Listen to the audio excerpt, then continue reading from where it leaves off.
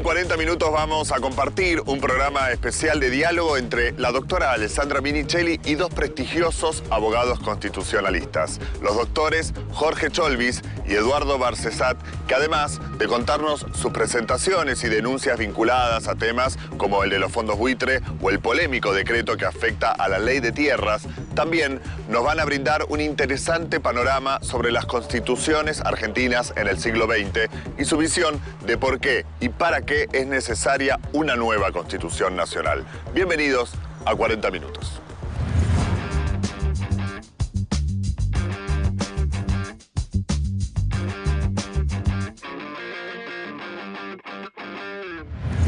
Bueno, hoy tenemos un nuevo programa especial en esto que llamamos los diálogos sobre la responsabilidad social de informar y de comunicar este ciclo en 40 minutos. Nuestros invitados de hoy son dos, así que veremos cómo sale la experiencia nueva de un diálogo de A3. Los dos invitados son dos abogados, dos hombres de derecho de reconocida trayectoria, dos constitucionalistas de mucho peso y que trabajan desde el pensamiento nacional y en la búsqueda de la defensa del interés público. De hecho, tanto el doctor Jorge Cholvis, a quien le damos la bienvenida, como el doctor Eduardo Barcesat, muchas gracias, han tenido mucha presencia, son voces muy escuchadas. Los dos están ahora interactuando en el Instituto Sampaio desde hace mucho tiempo y me gustaría que, Jorge, nos cuentes un poco el trabajo que vienen desarrollando en el Instituto Sampaio. Para quienes no saben quién fue Arturo Sampaio, que nos cuentes sobre su figura y la importancia de su figura en la historia constitucional argentina. Claro, Arturo Enrique Sampaio fue el gran constitucionalista argentino del siglo XX. Fue el padre intelectual de la Asamblea Constituyente de 1949 que dio nacimiento a la Constitución que en ese año se dictó en la República Argentina. Era un hombre brillante, puesto de que tenía un gran dominio de conceptos filosóficos, jurídicos, hablaba varios idiomas y en mi caso tuve la oportunidad de conocerlo, ser su alumno y bueno, acompañarlo en el periodo... En la cátedra también, sí, ¿no? En el periodo 73-76 me dio esa posibilidad de estar acompañándolo como adjunto en su cátedra y seguir aprendiendo todo lo que él cotidianamente nos enseñaba y que está plasmado en sus innumerables textos y hoy, hace pocos años se han editado sus obras selectas, en la cual tuve la posibilidad de intervenir en la coordinación. Se han editado las ediciones facsimilares desde el primer libro aquel de la crisis del Estado de Derecho liberal, claro, anterior incluso a esa. El primer libro de Sampaio fue sobre la Constitución de Entre Ríos, de 1933. Porque Sampaio era entrerriano. Claro, era entrerriano. Él la quería mucho a su provincia y la Constitución de Entre Ríos de 1933 en realidad comenzaba a incorporar normas de lo que luego se denomina el constitucionalismo social en la República Argentina.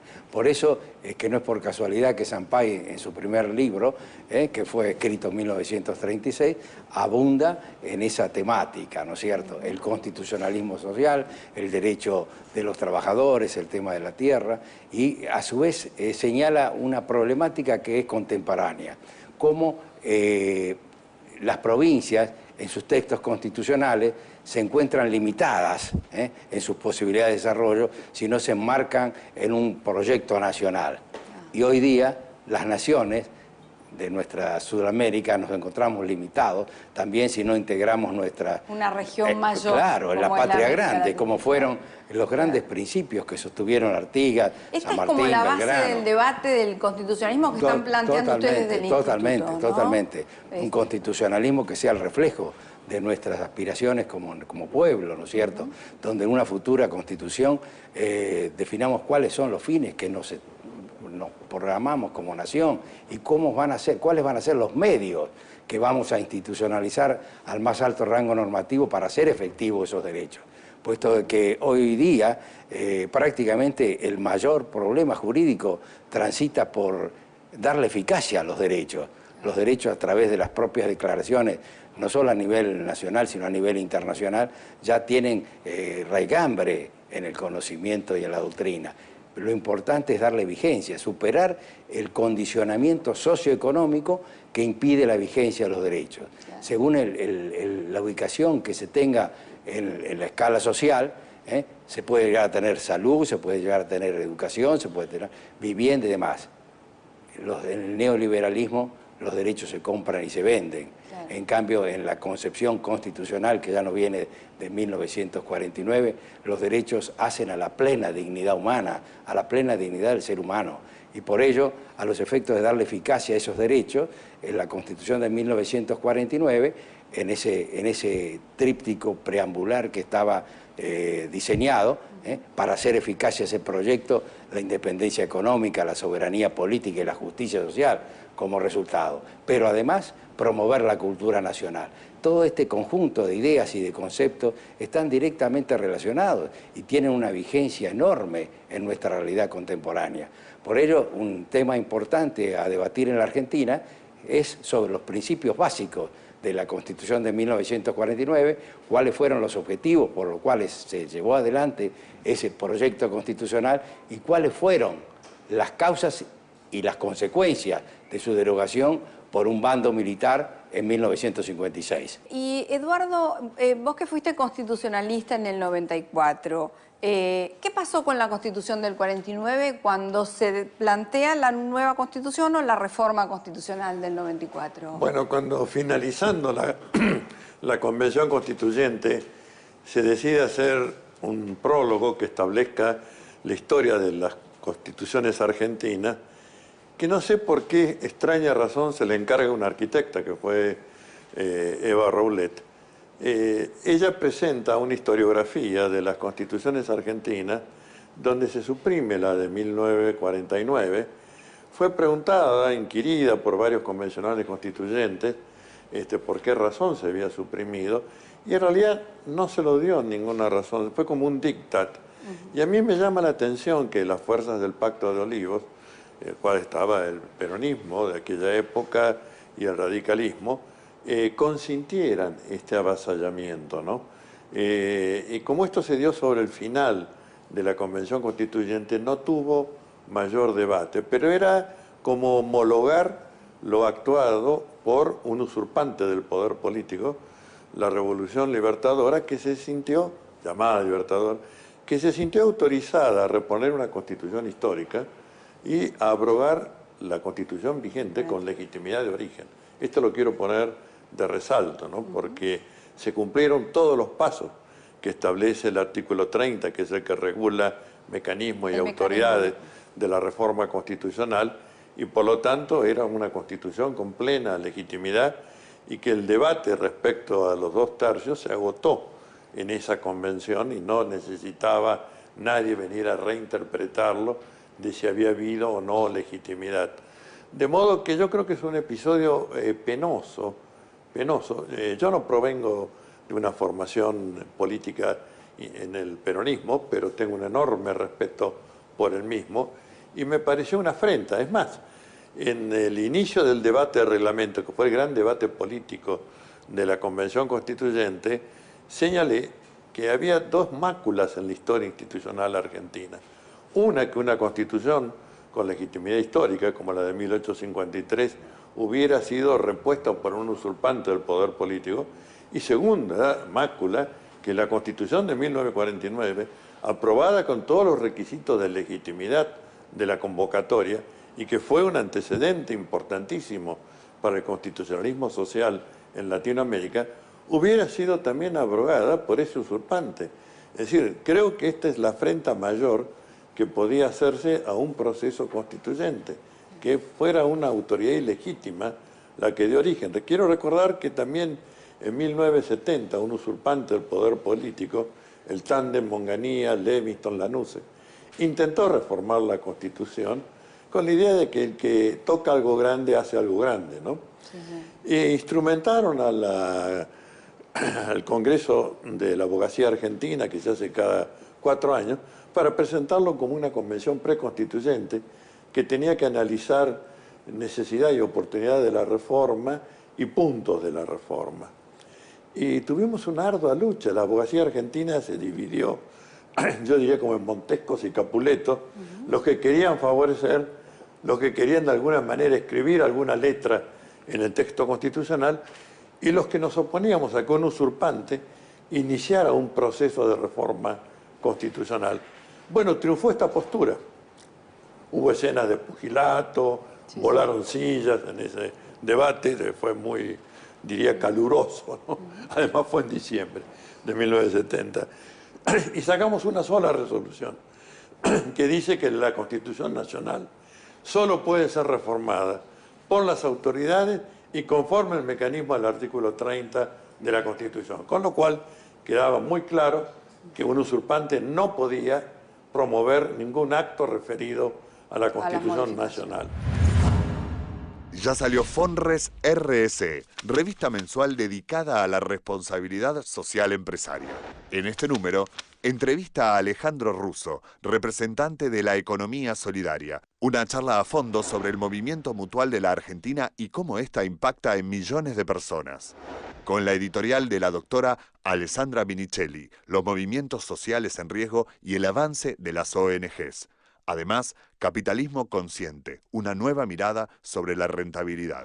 Los emprendedores sociales que se destacan por llevar progreso y oportunidades a quienes no lo tienen por el doctor Bernardo Klicksberg. Y como siempre, la mejor información sobre contenidos socialmente responsables. Fonres RS. Conseguila en kioscos. Suscribiéndote en nuestra página web www.fonres.com recibirás de regalo el pequeño diccionario de responsabilidad social de Force. Denuncias en torno al pago a los fondos buitre y a decretos como el de emergencia en seguridad pública y el que modifica la ley de tierras van a ser parte de este segundo tramo del diálogo de la doctora Minichelli con los doctores Cholvis y Barcesat. Pero antes, comenzamos con la visión de los abogados sobre la necesidad de una nueva Constitución Nacional. En el Instituto Sampay participamos de la idea de que la Constitución debe ser obra de todo el pueblo. Es decir, no se trata solamente que se siente un cenáculo de especialistas a redactar o inventar un texto, sino que todos los sectores sociales, para decirlo de manera gráfica, desde el jardín de infantes hasta el geriátrico, todos puedan hacer conocer y participar, porque si el pueblo no participa es muy difícil que después viva la nueva Constitución como socialmente obligatoria. Ahora, debemos decir con alegría, creo, y la participamos aquí enormemente, aquí con Jorge Cholvis, que la presidenta, la expresidenta de la Nación, haya dicho, bueno, se necesita efectivamente una nueva Constitución y debimos haberlo hecho antes, cuando había que consolidar logros y derechos que se hicieron bajo esa década. Entonces, ahora es una, diría yo, de las fuentes, sin ninguna duda, de la convocatoria a un frente cívico, el de pensar y llevar adelante el debate sobre una nueva Constitución. De manera que esto, a pesar de los aciagos institucionalmente, son los tiempos propicios para este debate, conjugado con la iniciativa de conformar un frente cívico de amplio espectro que pueda llevar adelante un proyecto nacional, popular, latinoamericanista y con un profundo sentido de las políticas de derechos humanos y en la tutela de recursos y riquezas naturales, ¿no? Claro, porque incluso también eso va a permitir como poner en valor o poner sobre la mesa todo este reconocimiento de derechos, ¿no? Toda esta legitimación que hubo durante estos 12 años atrás, que se recuperaron derechos, que se pusieron en valor, que se puso en valor el ejercicio pleno de derechos, que hubo políticas públicas para empoderar al ciudadano también. O sea, todo lo que hoy está como suspendido, como escondido, como también ocultado, como la Constitución de 49, digamos, poner en valor eso, a ver efectivamente qué quedó de todo eso, qué piensa la gente, todo lo que se perdió en acciones positivas desde el Estado, ¿no? Que hoy por hoy brillan por su ausencia a todo nivel. Bueno, yo creo que hay un derrumbe institucional que es parejo al derrumbe económico, ¿no? Es decir, el derrumbe institucional se inicia el propio día de la transmisión del mando en que el Poder Judicial se doblega, quebranta el texto claro de la Constitución, que en 2 cláusulas, pero sin lugar a duda ni a debate, que el 10 de diciembre es el día de la transmisión del mando, y dice que no, que el gobierno termina el 9 de diciembre. Claro. No sé, se habrá O sea, basado... queda un día de nadie. Un día de nadie con un presidente provisional. Claro, un claro, una papelón. cosa muy vergonzosa, Y esto institucionalmente muy vergonzosa. demuestra que, bueno, que el Poder Judicial de la Nación Argentina tiene una obsecuencia con el poder de turno, Sí, en este claro. caso con Primera el nuevo actitud gobierno. fue, la primera actitud. La primera entrega y la entrega de la Constitución Nacional, porque ni siquiera en el calendario azteca creo que se sostenga algo distinto de lo que dice claramente nuestra Constitución. Bueno, ese doblegarse, esa aquiescencia, etcétera, marcó un rumbo que lamentablemente hace que uno tenga que pensar también que otro de los grandes capítulos de la futura Constitución sea hacer un poder judicial que sea representativo y republicano. Es decir, que satisfaga esos 2 requisitos que establece el artículo 1 de la Constitución y que hoy día no están presentes. No son representativos, no son republicanos, tienen mandato vitalicio, eso no existe en ninguna república, de manera que es un tema a pensar, pero es el un tema rediseño del indispensable. Poder Judicial. El claro, rediseño en y el adecuarlo marco. a un gobierno republicano y democrático. Todo esto no tiene que ser palabra vacua.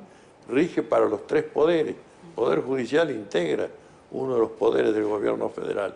A contrario de lo que dice a veces nuestro presidente de la Corte Suprema, que dice los jueces no gobiernan. Bueno, es desgajar un capítulo del texto constitucional, ¿no? Sí, claro, claro, claro. Y eso digamos, como en cascada después derivó en lo que siguió pasando. Vino el tema de los fondos buitres, vino un tratamiento medio espurio, negociaciones poco claras. Esta denuncia concretamente que Eduardo presentó en marzo sobre los fondos buitres. Bueno, iniciamos la impugnación, todos los integrantes del Instituto Sampay, con el tema del primer decreto sobre emergencia en seguridad pública, sí, que es un escándalo realmente, claro, porque ese decreto establece... Claro, el del derribo de aviones. Derribo de los claro, vectores hostiles, como claro, dicen, ¿no? Claro. Que es como volver a poner en un escenario extranormativo la pena de muerte. Claro. Y que ya tuvo su ensayo de fuego, su bautismo, en el hundimiento del pesquero chino. Sí, claro. El protocolo era llevarlo a puerto, decomisar la mercadería, hacerle pagar una fuerte multa y después devolverlo al mar. No, pusieron en riesgo la vida de 38 tripulantes, solamente 4 fueron salvados por el destructor, y esto tiene ribetes de que hubiera sido un escándalo internacional. Serio. Y yo me pregunto, ¿y si la bandera hubiera sido la del pesquero, bandera estadounidense, sí, o británica, o de un gobierno europeo, habrían tenido la misma conducta? Sí, claro. Pero además regula procedimientos en 45 figuras penales y deja abierto que el Poder Ejecutivo puede incorporar otras. De manera que es un tipo penal abierto. Claro.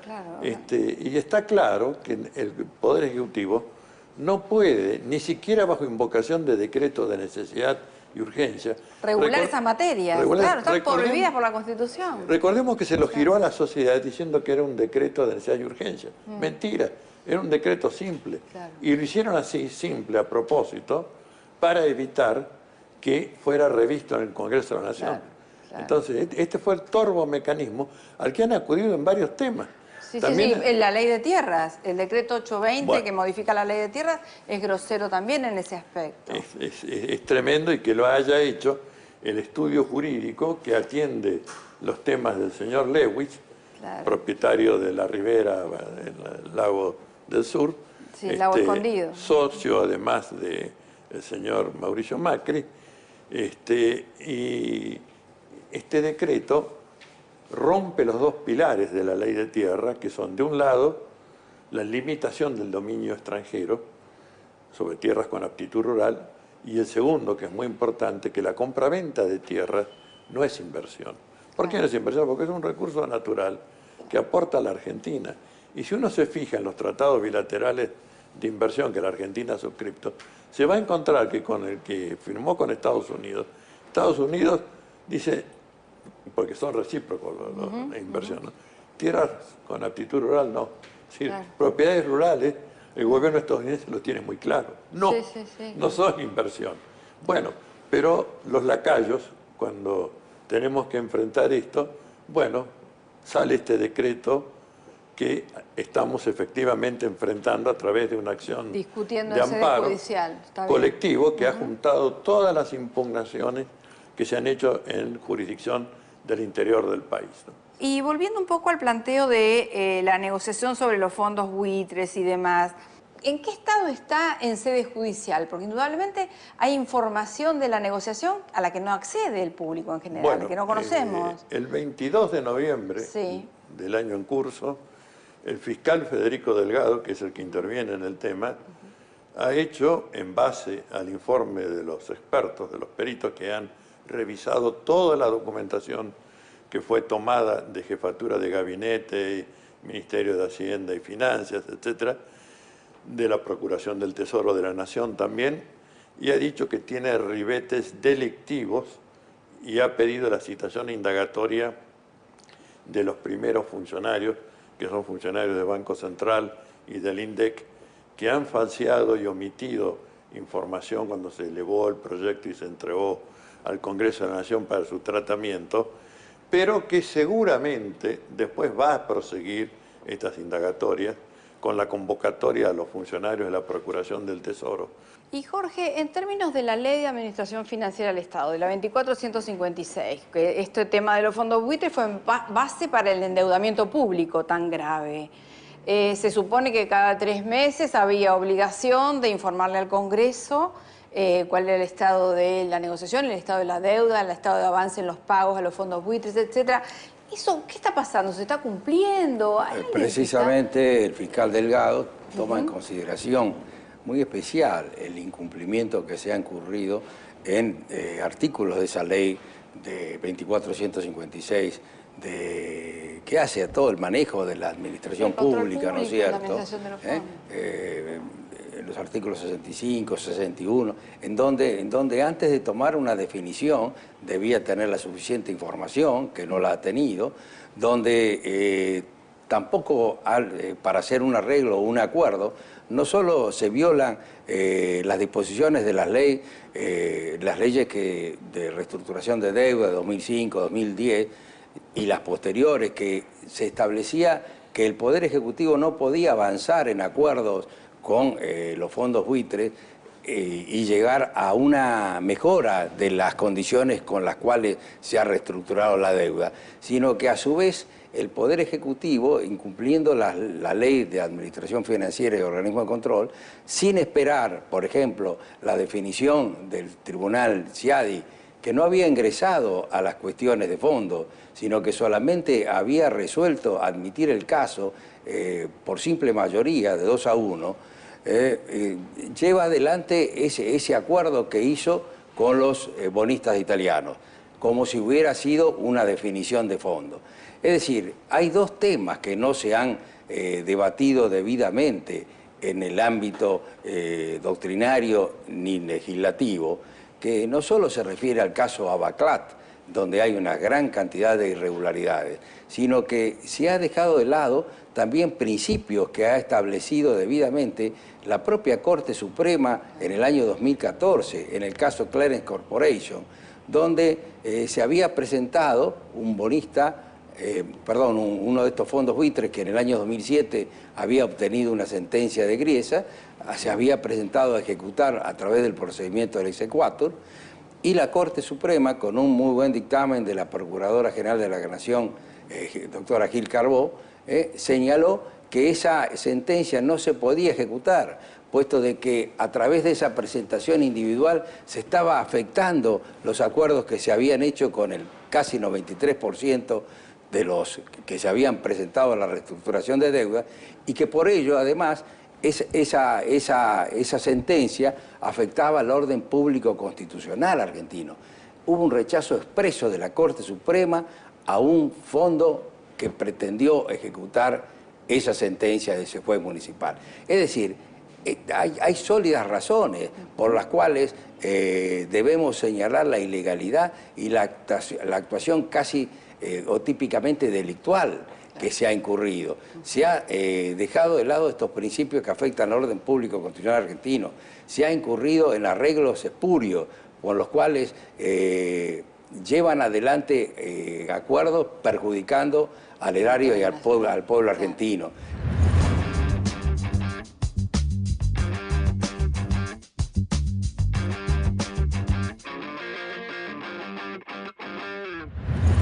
Hasta aquí llegamos hoy con este especial de diálogo entre la doctora Minichelli y los abogados constitucionalistas Jorge Cholvis y Eduardo Barcesat.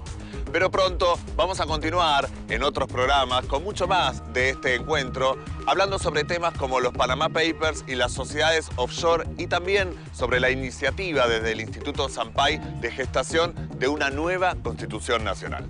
Gracias por habernos acompañado.